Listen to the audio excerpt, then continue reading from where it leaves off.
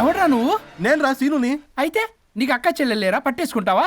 రేయ్ మనం విన్నది నిజమేరా? ఏం విన్నావో? 100కి 100 రూపాయలు నేనే, అందుకే ఇది కొమ్మంది. ఏంట్రా అది?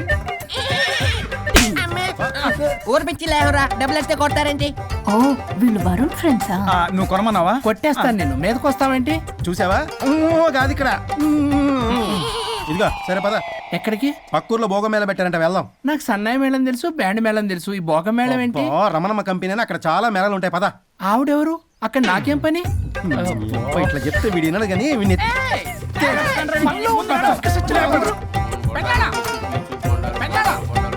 మళ్ళీ నీ పొరి పోబాతుంది. ఏమైందిరా? అన్నయ్య మన ఇంటా వెంట చీకడం తప్పు చేయడానికి వెళ్తున్నాడు. కొండంతో కొట్టానంటే నీ పిండం పెట్టాల్సి వస్తుంది ఎదవా. ఏం జరిగిందో చెప్పిచావు? అన్నయ్య వాళ్ళ ఫ్రెండ్స్ తో పక్క ఊర్లో ఉన్న రమణమ్మ భోగం మేళకి వెళ్తున్నాడు. ఏంట్రా నువ్వు చెప్పేది? అవును పెద్దనాన్న, మనకి ఎంత పరువు తక్కువ. నువ్వు చూసావా? నా కళ్ళతో నేను చూశాను పెద్దనాన్న. అయితే ఆడు సంసారానికి పనికిరాడు అన్న ఎదవల దగ్గరికి వెళ్ళి ఈ సంగతి డప్పు కొట్టి మరీ చెప్పు. ఏంటి పెద్దనాన్న? ఆడు సంసారానికి పనికిరాడు అన్న ఎదవల దగ్గరికి వెళ్ళి ఈ సంగతి డప్పు కొట్టి మరీ చెప్పు.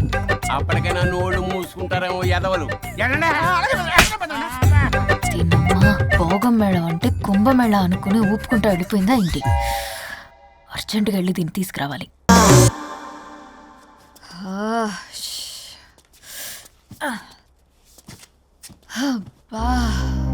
ఎన్ని రోజులైంది ఇలా డాన్స్ చేసి? పల్లవి నువ్వు కూడా బాగా చేసావు.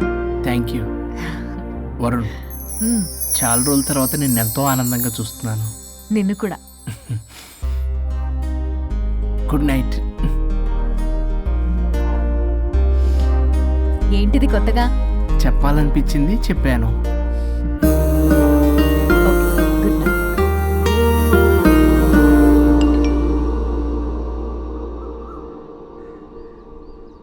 ఒరే బొగ్గు బాస్, ఒంటి మీద ఉన్న ఆఖరి బంగారం అమ్మించి సొమ్ము కనిపించావు.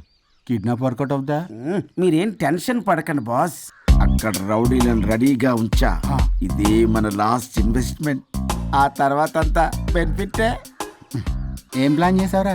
మీ అన్నయ్య బయటికి వెళ్ళే టైం చూసుకొని మీ వదిన దగ్గరికి కంగారుగా వెళ్ళి, వదినా అన్నయ్య కారులో స్పీడ్ గా ఎక్కడికో వెళ్తున్నాడు, ఏం జరిగింది, ఆపుదామా, ఈ సుమోలో వెళ్దామా అని అడుగుదాం. ఆ కంగారులో మీ వదిన ఎందుకు ఏంటి అని అడగకుండా సుమో ఎక్కుద్ది. ఆ తర్వాత అదే కిడ్నాప్.